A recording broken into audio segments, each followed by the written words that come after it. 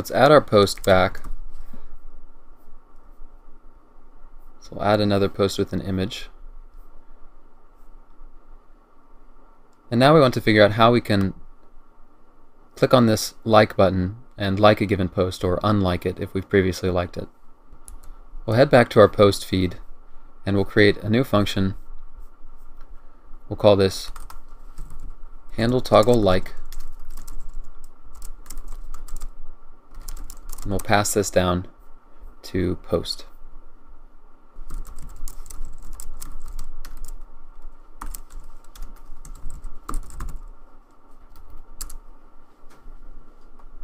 So we'll navigate to post.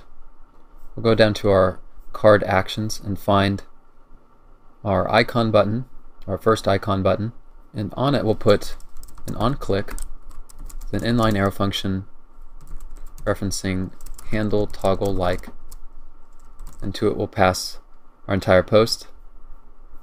And we need to make sure to destructure handle toggle like, and we'll get that from props. So we'll head back to our post feed. So we're passing an entire post to handle toggle like, and at the beginning of our function we'll grab auth from this.props. We need to check whether the likes array that the post has at post.likes, if it includes auth.user.id, and we'll set this to a variable called isPostLiked. Then we're going to send a request based on the value of isPostLiked, whether it's true or false.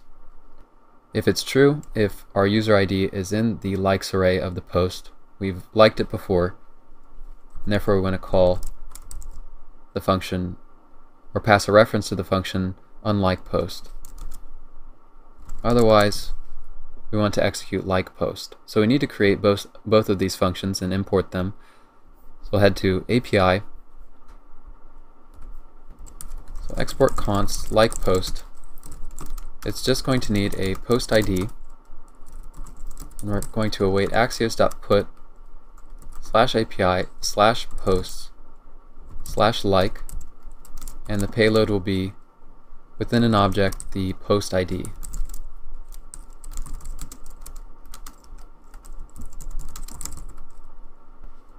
And for unlike post,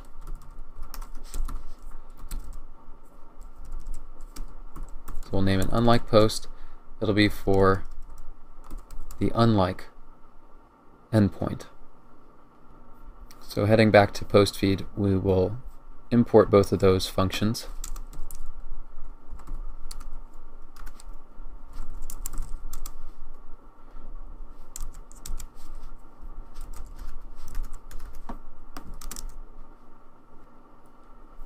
And we'll head back down to handle toggle like. So we know from making both of these functions that we're going to send a request that'll be either unlike post or like post. In either case, it's going to accept the post ID, which we're going to get from post._id. Then we're going to get back the post data. Once again, we'll find the index, the post index, from this.state.posts find index, and for each post we'll try to find the post that's equal to its ID that's equal to postdata.id. Then we'll want to update our posts array, call our array updated posts again, and this will be a bit different. This time we want to add our post data back to the array in its original place according to index. So we'll still have the first and last part of our array around the post index, but between the first slice and the last slice will include our post data. And that's because we're getting back the entire post from our request. And then we can just call setState, where posts will be updated posts. And we can add a catch too.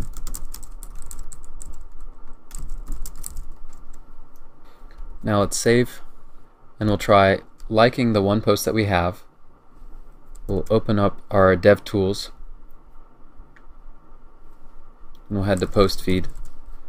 We'll look at our posts array. So currently likes has no elements in its array. If we click on the like button, we'll see that it was immediately updated, and it looks like it includes our ID, and since we created it, we can compare the ID with the posted by ID, and they're the same. And if we click again, we see that the likes array is empty. So now we're able to like and unlike posts, but we're not seeing any change in our UI, but we'll take care of that in the next video.